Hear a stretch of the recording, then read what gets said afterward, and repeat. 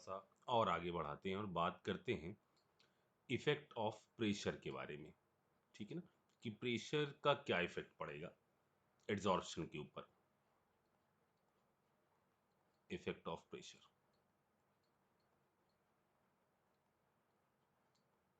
ठीक है। तो प्रेशर का जो इफेक्ट पड़ता है, जैसा कि कल हम लोग ने इस पर बात करी थी, जब मैंने क्वेश्चन पूछा था, मैंने कहा था कि जनरली क्या होगा, प्रेशर आपका इंक्रीज करेगा। मैं कहना क्या चाह रहा हूं कि यदि आप प्रेशर के रिस्पेक्ट में ग्राफ ड्रॉ करें, मैं यहां पर एक ग्राफ बना रहा हूं, उससे आपको समझाता हूं इस चीज को। ये ग्राफ है x by m versus p के बीच का। ठीक है, एक्स है मास ऑफ एड्सॉर्बेट, ये है आपका मास ऑफ एड्सॉर्बेट जो एड्सॉर्ब हो रहा है, और ये है आपका मास ऑफ एड्सॉर्बेंट, यानी यूनिट मास एड्सॉर्बेंट पर कितनी चीजें एड्सॉर्बेट हो रही हैं, कितनी चीजें एड्सॉर्ब हो रही हैं। तो ये है एक्स बाई एम। और जब हम इसकी वैल्यू देखते हैं, इस ग्राफ को जब हम प्लॉट करते हैं, तो ग्राफ कुछ ऐसा आता है, इस टाइप का। मतलब शुरुआत के पोर्शन में प्रेशर बढ़ाने पर बिल्कुल लीनियर वेरिएशन है, जितना पी बढ़ रहा है लगातार एड्जॉर्प्शन बढ़ता जा रहा है। धीरे धीरे धीरे धीरे एड्जॉर्प्शन उतनी तेजी से नहीं बढ़ रहा है, और उसके बाद ये क्या हो जाता है, कांस्टेंट हो जाता है।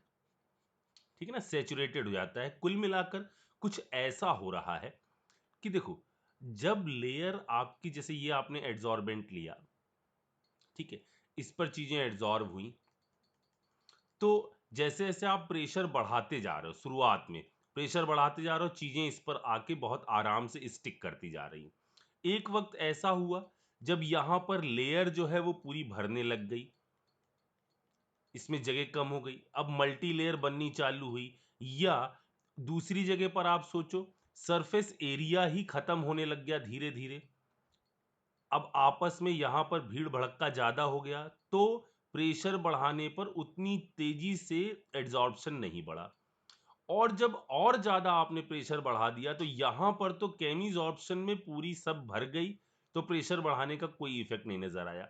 यहां क्या हो रहा है, खूब बड़ा हीप टाइप का बन गया इधर, बहुत हाई प्रेशर पर। अब जो मॉलिक्यूल हैं यहां पर दूसरे वाले आ रहे हैं इसके पास, इससे कह रहे हैं कि तुम्हें तो अब कोई अट्रैक्शन मिल नहीं रहा यहां से, और हमारे तुम्हारे बीच में तो वंडरवॉल फोर्स है, चलो हमारे साथ चले चलो। तो यानी यहां पर फिर एक इक्विलिब्रियम की सिचुएशन आ जाती है कि जितने यहां पर अटैच होते हैं, उतने ही यहां से रिमूव होने लगते हैं। इस कारण से इस प्रेशर के बाद हमको कोई चीज ऑब्जर्व नहीं होती। इतनी बात समझ में आई मैंने क्या कहा? फिर से मैं एक बार बोल रहा हूं, केमिजॉर्प्शन में क्या हुआ, प्रेशर बढ़ाते गए, सरफेस जो है वो ऑक्यूपाई होता चला गया, शुरुआत में बहुत तेजी से एड्जॉर्प्शन बढ़ा। फिर क्या हुआ, यहां धक्कम धक्का होने लगा, बॉन्ड बन गया, अब हमको भी बॉन्ड बनाना है, हमको बॉन्ड बनाना है, तो प्रेशर बढ़ाने का असर उतना ज्यादा दिखाई नहीं दिया जितना शुरुआत में दिखाई दिया था। ठीक है, उसके बाद क्या हुआ, जब ये पूरा भर गया, तो यहां पर अब कुछ भी करने पर कोई सरफेस खाली ही नहीं है, तो कोई बॉन्ड नहीं बना। ठीक है, तो एड्जॉर्प्शन अब कुछ भी फर्क नहीं पड़ रहा है। इसमें यदि आ जाए, इधर क्या हुआ कि जब बहुत बड़ी हीप टाइप की बन गई इसके इर्द गिर्द, तो जो बाहर वाले मॉलिक्यूल हैं उनको और प्रेशर बढ़ाने पर जो गैसेस मॉलिक्यूल हैं, या तो उनको धक्का देकर हटा देंगे, या उनके करीब आएंगे तो कहेंगे कि हमारे बीच में तो वॉन्डरवॉल फोर्स लग रहा है, तुम इनके साथ क्यों चिपके हो, हमारे साथ चलो। समझ में आ रही मेरी बात? यानी यहां पर एड्सॉर्प्शन और डिसॉर्प्शन दोनों होने लगेंगे, और ये एक इक्विलिब्रियम की सिचुएशन आ जाएगी, चार गाड़ियां अंदर और चार गाड़ियां बाहर, ये ऐसा। समझ में आ गई मेरी बात? अच्छा, अब यहां पर एक बहुत मेरी बात ध्यान से सुनो इस चीज को। अगर आपसे कोई कह दे कि एक्स बाई एम और प्रेशर का ग्राफ है, ठीक है, और आपको कोई कुछ ना बताए कि किस टाइप का एड्सॉर्प्शन है, तो आप हमेशा सोचोगे किसके टर्म में, फिजिकल एड्सॉर्प्शन के टर्म में। अगर कुछ ना कहा जाए, सिर्फ बोला जाए क्या, एड्सॉर्प्शन, सिर्फ एड्सॉर्प्शन बोला जाए, तो आप किसके टर्म में सोचोगे, फिजिकल वाले के टर्म में। यानी अगर मैंने यहां टेम्परेचर को चेंज करके एक किसी पर्टिकुलर जगह पर हमने एक ही किसी टेम्परेचर T1 पर प्लॉट बनाया है, ठीक है, मान लो 200 केल्विन पर, ठीक है, एक मैं ग्राफ बना रहा हूं कहीं पर भी 250 पर, तो ग्राफ कहां होना चाहिए, ऊपर या नीचे? तो देखो बच्चों, अगर उन्होंने बोल दिया फिजिकल एड्सॉर्प्शन, तो यहां पर आपका क्या चीज समझ में आती है, किसी पर्टिकुलर प्रेशर पर यदि आप टेम्परेचर बढ़ा दोगे तो एक्स बाई एम बढ़ेगा नहीं, यानी जो चीजें एड्सॉर्ब हुई हैं वो बढ़ेंगी नहीं बल्कि वो घट जाएंगी। मैंने कल कहा था कि इसके अंदर हम लोग देख रहे थे फिजिकल एड्सॉर्प्शन वाले में क्या हो रहा था, टेम्परेचर बढ़ाने का असर क्या हो रहा था, एड्सॉर्प्शन घट रहा था। यानी यदि कुछ ना कहा जाए तो आप क्या कहोगे, ये टेम्परेचर है T2 जो कि ज्यादा है किससे, 250 से, यानी ये मान लीजिए कुछ 250 है, ये मान लीजिए कुछ कितना है 195 केल्विन, कुछ तो भी। समझ में आ गई मेरी बात? लेकिन अगर उन्होंने स्पेसिफाई कर दिया कि नहीं ये आपका जो है वो कैमीज ऑप्शन ही है, तो कैमीज ऑप्शन में आपका ये क्या चीज दिखा रहा है कि एड्सॉर्प्शन हो रहा है, और उसमें यदि आप टेम्परेचर बढ़ाओगे तो जो एक्टिवेशन एनर्जी है वो मॉलिक्यूल को जल्दी जल्दी मिलेगी। मतलब मैं क्या कहना चाह रहा हूं, एक सेकेंड, ये पहले मैं ग्राफ बना दूं, ठीक है।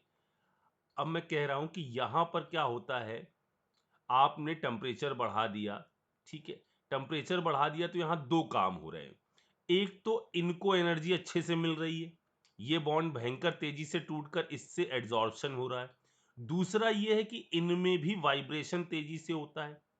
लेकिन ये जो टेम्परेचर जोन है वो वाली नहीं होगी जहां पर आपका ये टूट कर अलग हो जाए, क्योंकि ये तो शुरुआत की बात चल रही है ना, टेम्परेचर जो बात चल रही है वो ऐसा नहीं कि कोई वेरी हाई टेम्परेचर दे दिया हो, क्योंकि एड्सॉर्प्शन तो हो ही रहा है इस जगह पर, ऐसा तो नहीं एड्सॉर्प्शन खत्म हो चुका हो।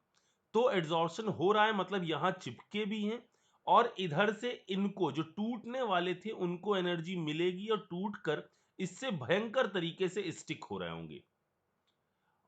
इसको मैं एक चीज से और आपको समझाऊं, देखो क्या था, हम लोगों ने क्या कहा था कि जो आपका केमीज ऑप्शन है वो हायर टेम्परेचर पर फिजिबल होता है, उसके लिए हाई टेम्परेचर जोन चाहिए।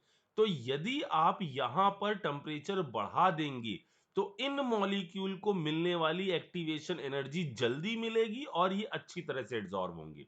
मतलब यदि यहां पर आपसे कहा जाए कि ये टेम्परेचर 250 है, तो इसको आप बिल्कुल सही कह दोगे कि नहीं, अगर ये कैमीज ऑप्शन है तो टेम्परेचर बढ़ाने पर इसके अंदर एड्सॉर्प्शन बढ़ जाएगा।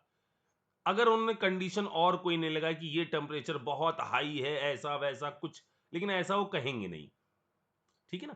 तो यदि उन्होंने सिर्फ ऐसा दिया और आपसे कहा कि ऊपर वाला टेम्परेचर 250 है, तो ये किस टाइप का एड्सॉर्प्शन है, तो ये एड्सॉर्प्शन होगा कौन सा, कैमीज ऑप्शन, ठीक। अच्छा, अब जब कुछ ना कहा जाए तो मैंने क्या कहा, आप एड्सॉर्प्शन कौन वाला मानोगे, फिजिकल एड्सॉर्प्शन मानोगे। अगर कुछ भी मेंशन नहीं सिर्फ एड्सॉर्प्शन कहा जाए तो आप कौन सा मानोगे, फिजिकल एड्सॉर्प्शन है, ठीक है। और यदि ये कह दिया जाए कौन से ग्राफ में पॉसिबल, तो दोनों के बारे में सोचना है आपको, इसके बारे में भी इसके बारे में भी। मेरी ये बात समझ में आ गई? अच्छा, अब इस चीज को बताने के लिए दो साइंटिस्ट आए जिन्होंने इसको क्वांटिफाई करने के लिए कुछ लॉजिक दिए। पहले मैं इसको एक मिनट इधर कर देता हूं। इनको एक्सप्लेन करने के लिए दो साइंटिस्ट आए जिन्होंने इसके लिए कुछ लॉजिक दिए। वो साइंटिस्ट थे, एक का नाम था फ्रेंडलिच,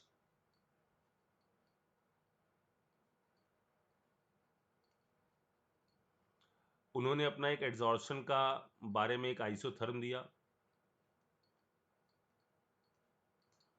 और दूसरे थे लैंगमूर।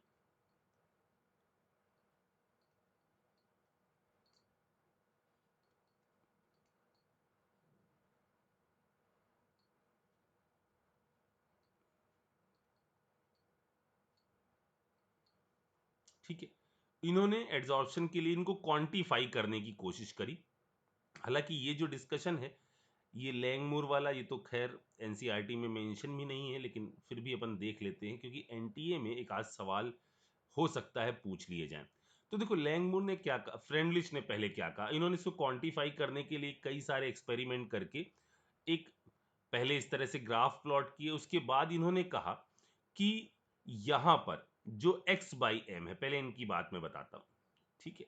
इन्होंने कहा जो x बाई एम है वो डायरेक्टली प्रोपोर्शनल है p की पावर 1/n, ठीक है। या एक कांस्टेंट लगा दिया x by m equal to k, एक कांस्टेंट बता दिया 1/n, और कहा ये जो 1/n की वैल्यू है वो अलग अलग जगहों पर अलग अलग टाइप की होगी। मतलब जब यहां पर इस जगह पर सैचुरेटेड प्रेशर जोन के बारे में बात होगी, तो इस सैचुरेटेड, यानी हम इसको ऐसे मार्क कर देते हैं, ए से बी, बी से सी और सी से डी, ठीक है। आप थोड़ा इसको सही से नीचे हेडिंग डाल के लिखिएगा क्योंकि मुझे इसकी जरूरत है, इसलिए मैं यहीं पर लिख रहा हूं, ठीक है। तो यहां पर यदि हम फॉर ए टू बी बात करें, ठीक है, ए टू बी बात करें तो यहां पर x by m equal to k p है, ठीक है ना। x by m equal to क्या है, के पी, यानी प्रेशर के अकॉर्डिंग ये डायरेक्टली वेरी कर रहा है। यानी इस जगह पर 1/n की वैल्यू कितनी हो गई है, 1 के बराबर हो गई है, ठीक है। यहां पर यदि हम फॉर सी डी बात करें तो x बाई एम की वैल्यू p से इंडिपेंडेंट है, यानी 1/n की वैल्यू इस जगह पर कितनी है, ये आपकी 0 हो गई है, ये कांस्टेंट आता है, ठीक है। और b और c के बीच में ये आपकी कुछ 1/n टाइप की ही है, ठीक है। n आपका ग्रेटर देन 1 लेकर, ग्रेटर देन और इक्वल टू 1 लेकर, मतलब यदि 1 हो गया तब तो कहां है आप, यहां पर हैं, इस जगह पर है, ठीक है। यहां 1 से छोटा, और यहां क्या है, आपकी वैल्यू कितने के बराबर हो गई है, 0 के बराबर, सही बोला ना मैंने। इधर से इधर कितनी है, 1/n की वैल्यू, इधर से इधर 1/n की वैल्यू है 1, ठीक है। इधर से इधर 1/n की वैल्यू है कितनी, 0, और यहां इनके मिड में कुछ वैल्यू आएगी, ठीक है ना। अच्छा, लैंगमोर ने भी अपनी एक बकवास बोली। इन्होंने कहा कि भाई ये सब जो है ना, ये हम जो बात करेंगे वो सिर्फ मोनोलेयर के बारे में करेंगे। उन्होंने कई सारे एजम्पशन लिए। उन्होंने कहा हम तो मोनोलेयर यानी केमीज ऑप्शन के टर्म में आपको प्रेशर का वेरिएशन समझाएंगे कि कैसे हो रहा है। उन्होंने कहा x बाई एम,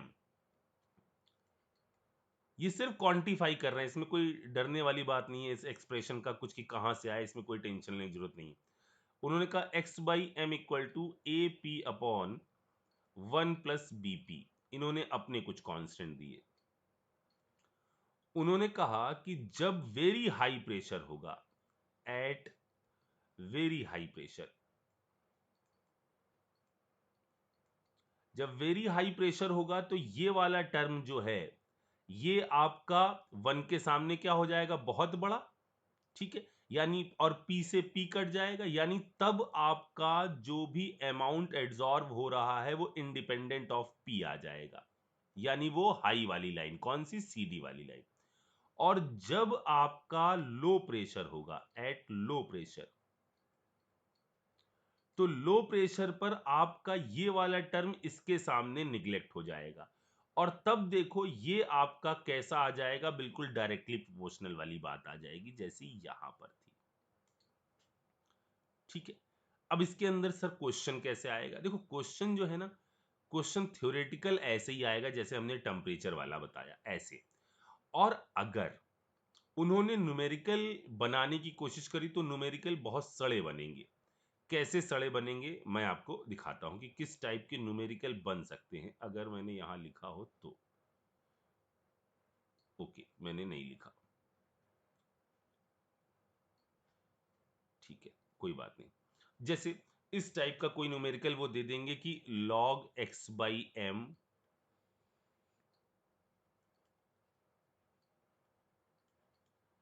और यहां पर उन्होंने दे दिया कुछ log p, ठीक है, और एक लाइन दे दी ऐसे कुछ, स्लोप दे दिया 45, ये इंटरसेक्शन दे दिया log 2, और कहा कि आप x बाई एम की वैल्यू फाइंड करिए जब प्रेशर आपका 2 atm है। Find value of x by m when p equal to 2 atm। क्या आप इस पे दिमाग लगा सकते हो कि ये क्या वैल्यू होगी, इसका क्या आ रहा होगा? तो कुछ नहीं, आपको क्या करना होगा, एक बार ट्राई कर लो पहले आप, फिर देखो क्या कर रहा हूं मैं। यहां है क्या, x by m equal to k p की पावर 1/n, लॉग ले लेते हैं दोनों side, log x by m equal to क्या आ जाएगा, लॉग के, यहां आ गया 1/n लॉग p, ठीक है। अच्छा, अब पूछा क्या गया है, हमको क्या क्या पता है, इंटरसेक्शन पता है, इंटरसेक्शन पता है ये वाली वैल्यू, यानी ये हमको पता है कितना, log 2, सही बोला ना हमने, ये वैल्यू हमको कितनी दी गई है, ये हमको दी गई है log 2, ठीक। स्लोप 1, अच्छा, और हमको क्या कहा गया, log p की वैल्यू हमको प्रेशर कितने पर x बाई एम निकालना है, 2, यानी ये आ गया log x बाई एम, यानी ये आ गया कितना, x बाई एम, ये आ गया 2 log 2, यानी x by m equal to कितना, 4। चेक करो जल्दी से कि ये आ रहा है कि नहीं आ रहा है, ठीक है बच्चों। तो इस टाइप के सवाल हो सकते हैं इसके अंदर यदि बात करी जाए। अब मुझे क्या करना है, मुझे आपको एक जेई वाला क्वेश्चन दिखाना है, एक सेकंड रुकना जरा सा, एक सेकंड बच्चों, मुझे इसको थोड़ा सा सेट करना पड़ेगा।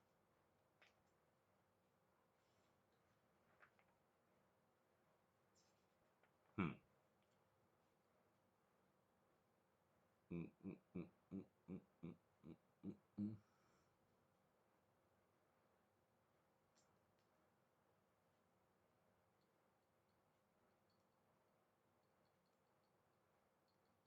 हम्म, चलो देखो जरा सा, आपको यहां पर 4 ग्राफ दिए गए हैं, ठीक है ना। पहले देखो 4 ग्राफ दिए हैं, आपको यहां बताना है ये सारे graph x by m amount of gas adsorb के लिए दिए गए हैं। एक ये ग्राफ दिया गया है, एक ये ग्राफ दिया गया है, ठीक है। एक ग्राफ आपका दिया गया है,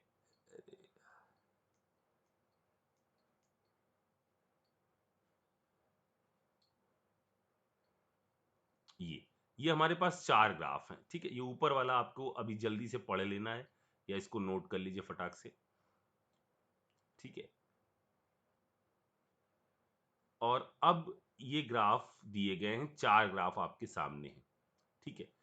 अब पूछा गया है कि कौन सा ग्राफ किस टाइप के एड्सॉर्प्शन को रिप्रेजेंट कर रहा है, ठीक। तो जरा देखो, यहां अमाउंट ऑफ गैस एड्सॉर्ब्ड ये लिखा हुआ है, और टेम्परेचर बढ़ रहा है, और एड्सॉर्प्शन देखो घट रहा है। ये कौन सा एड्सॉर्प्शन होगा, ये वाला एड्सॉर्प्शन कौन सा एड्सॉर्प्शन होगा, टेम्परेचर बढ़ रहा है और अमाउंट जो गैस का है जो एड्सॉर्ब हुआ है वो घट रहा है, तो ये कौन सा एड्सॉर्प्शन हुआ, फिजिकल वाला, ठीक है। ये कौन सा एड्सॉर्प्शन हुआ, टेम्परेचर बढ़ रहा है और एड्सॉर्प्शन जो है वो बढ़ रहा है, मतलब उन्होंने आपके इस कर्व में ये हिस्सा नहीं दिखाया है, इधर वाला। हमने कहा था ना, वो high temperature vary high temperature के बारे में बात जनरली नहीं बोलते, तो उन्होंने ग्राफ दिखाया है ऐसा, यानी इसका मतलब ये आपका कौन सा एड्सॉर्प्शन है, केमिसॉर्प्शन है, ठीक है। अब तीसरा देखो, तीसरे में इन्होंने क्या कहा है, ये है अमाउंट ऑफ गैस एड्सॉर्ब और इधर वर्सेस पी का कर्व है।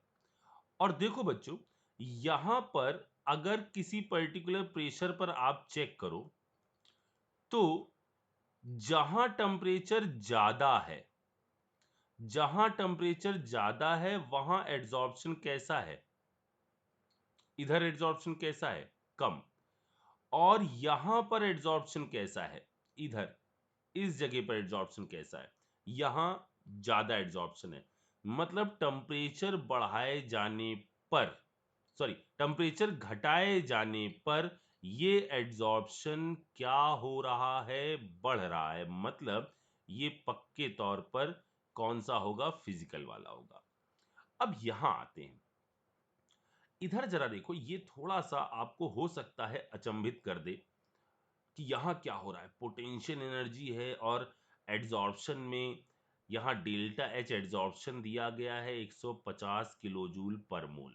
अगर आपको मेरी वो इंफॉर्मेशन याद हो जो हमने पिछले एपिसोड में आपसे बोली थी कि जब आपका कहीं पर केमिकल एड्सॉर्प्शन होता है तो निकलने वाली एनर्जी ये नीचे दिखाने का मतलब क्या, एनर्जी डिक्रीज हो रही है, यानी सिस्टम एनर्जी क्या कर रहा है, रिलीज कर रहा है। निकलने वाली एनर्जी जो है वो आपकी यदि 80 से कितना 240 हो तो केमिजॉर्प्शन होता है।